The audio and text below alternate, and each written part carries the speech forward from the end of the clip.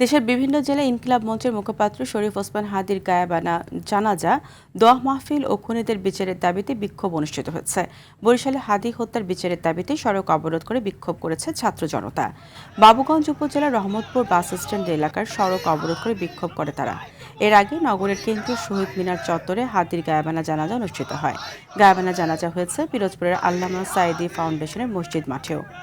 দিনাজপুরের নবাবগঞ্জে শহীদ ওসমান হাদির স্মরণে দোয়া মাহফিল ও বিক্ষোভ মিছিল করেছে এনসিপি, এবি পার্টি সহ বিভিন্ন রাজনৈতিক দলের নেতাকর্মীরা। এছাড়াও ওসমান হাদির রুহের মাগফেরাত কামনায় যশোরের অভয়নগরে দোয়া মাহফিল করেছে বাংলাদেশ জামায়াত ইসলামী।